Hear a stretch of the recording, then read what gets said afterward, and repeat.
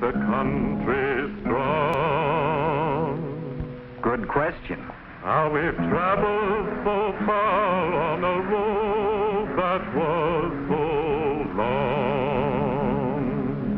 Here's the answer. Oh, it happened lots of everything we need. It happened milk and vegetables and corn for the feed.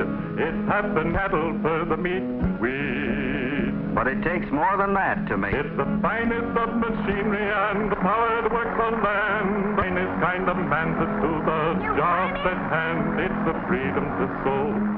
It's the freedom to travel where a man may want to go. That's what it's. An active partner in America's biggest business, farming. His success is based on a simple formula. Power means production. More power means more production. He takes his power for granted. It's always there when he needs it. Hard to imagine doing without it. But it wasn't always there, and struggled to make the land and nature work for him.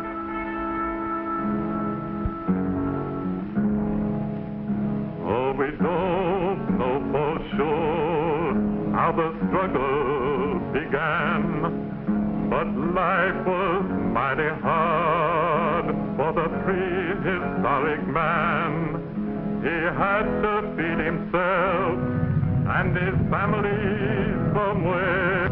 Oh, none of us would be around enjoying life today. This was one way of getting food. However, it had its drawbacks. The food supply wouldn't always cooperate. It was often a long time between meals. He had to find a way to get food when he wanted it. What he needed was more strength, added power, a weapon.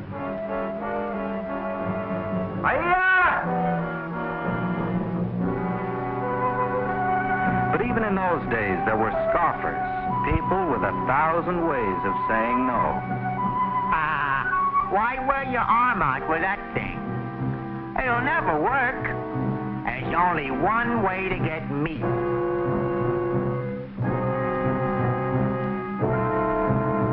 But man was not to be discouraged.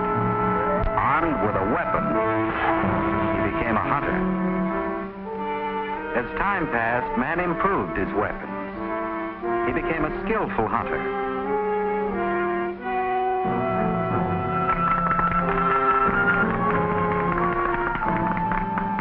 Too skillful. Animals became scarce. To stay alive, man had to migrate from place to place, always on the move. Not the sort of life a man would choose, but if he was to go on eating, he had to keep following the food supply. Maybe he did have a choice after all. Yes, he saw the chance to have a permanent home. Not the scoffer. He wasn't falling for any harebrained ideas. He'd go on wandering the rest of his life. But man and his family clung together bravely. Somehow they managed to survive. When spring came, their courage was rewarded. Man went to work building up his reward and made an interesting observation, which eventually led him to discover how plants grow. Seeds buried in the ground, water, and sun, germination, and growth. Little by little, man learned how to work the land. Later, he developed the first crude plow. Now he was his own master, no longer just living, but making a living. Man had become a farmer. He passed the biggest barriers of that early day with many a road to hoe as yet, but he was on his way. He had freedom to sow, to expand and to grow, and the man on the land knew where he was going to go. With a dependable food supply, population increased. Families began living together in communities. These were the beginnings of civilization. some men developed other skills. Trading began. The best farmer got the best of the trade, which encouraged him to produce more and better crops. But there was a limit to what he could produce with the available power. This led to another great discovery.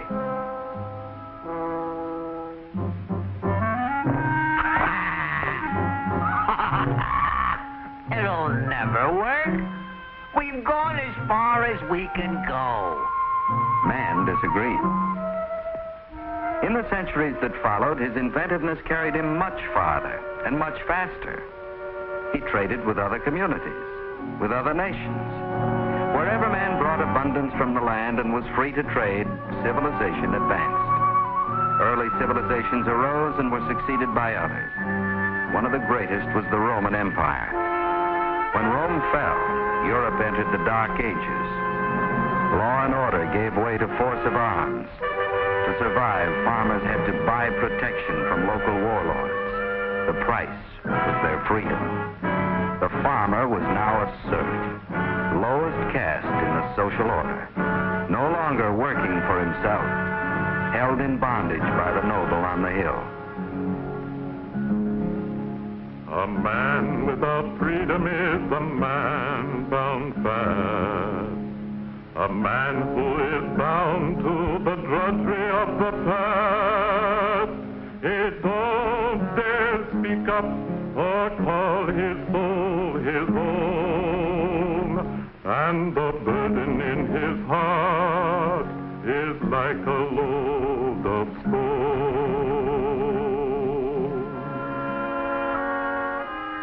For centuries, there was almost no change in the farmer's way of life. And yet, man kept alive the dream of freedom. Finally, word came of a new world where a man could be his own master. Many traveled the long road to freedom. It meant going back for a time to a primitive, dangerous life. But here they were free to speak, think, and worship as they wished. Here man had a chance to grow and get ahead, an opportunity that shaped the future of the American farmer. When his freedom was threatened, he refused to knuckle under. He liked his independence and he wanted to be free, but they told him to be loyal to a land across the sea. So he wrote a declaration, then defied them all. He oiled his gun and waited for the trumpet to call. That's what it takes to make a country strong. A man on the land who knows the right from the wrong. There were scoffers in America, too. Hey, why do you want independence? Why don't you just do what they tell you? The man had conquered chose independence. He fought and won. It was his land and worth fighting for. A land with a promise. For many a farmer, the promise led him off over the horizon. He kept pushing the boundaries westward as population increased. More people meant more mouths to feed, more land to feed them. The farmer needed more power, horsepower, horse-drawn machinery. Still, it wasn't enough. He doubled, tripled, quadrupled the horsepower, until feeding his work animals took a large part of his land, labor, and time. His whole life was a race against time.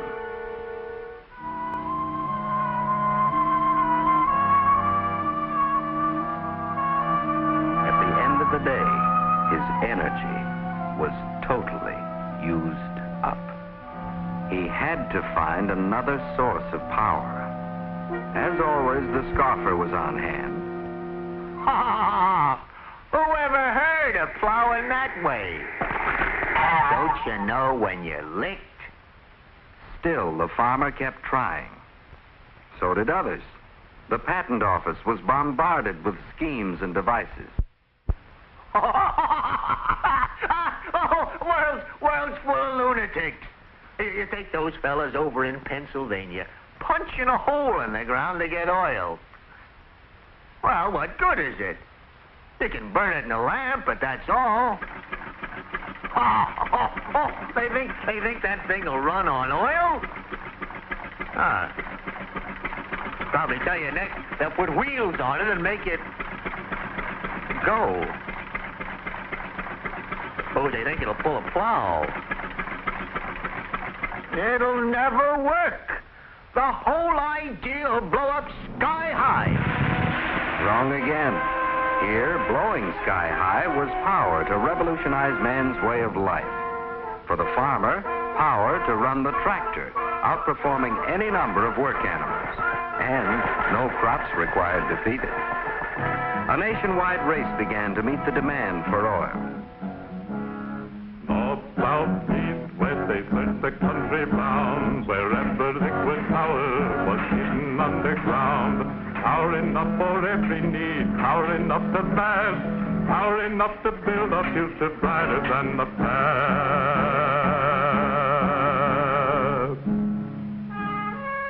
Hundreds of companies were formed, little and big, all competing for a share of the business. Machine manufacturers were also in competition to build cheaper, more efficient tractors and other kinds of farm machinery. Petroleum-powered vehicles of all sorts, trucks to haul farm products to market on roads converted from dust to asphalt by petroleum. As farms became more mechanized, more and more farm products flowed to market. Farmers cultivated many times more land, raised many times more crops per man acre than ever before.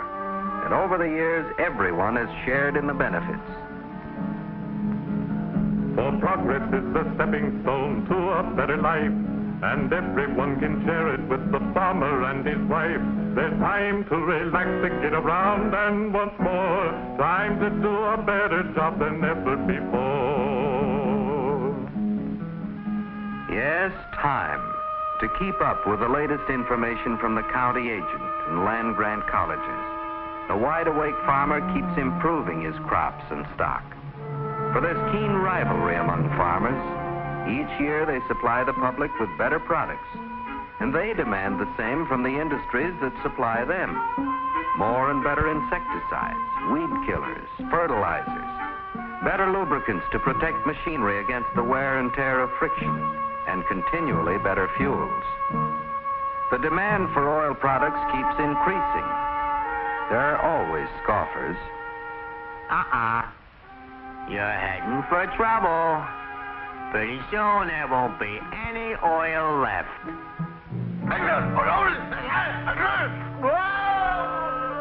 Wrong again. New techniques are even bringing old wells back to life. New fields are being opened up all over the world. New drilling methods to tap oil pools miles underground. Better refining. New techniques to conserve every drop of oil. As it has in the past, America's oil industry, made up of thousands of will continue to supply the power we need. Power for the farmer to accomplish a job that's now worldwide in scope. For today, American food reaches half Earth's length without. The farmer has come a long way in his struggle to make the land and nature work for him. But tomorrow promises even greater abundance. Abundance created by the free American man on the land in partnership with American industry and its power. Together, they will work to ensure our strength and preserve our climate of freedom. You cultivate your freedom like you cultivate your land. You guard against its enemies on each and every hand. You keep yourself awake and you're ready to fight, to sacrifice the things you have for what you know is right. That's what it takes to make a country strong. A man on the land who knows the right from the wrong.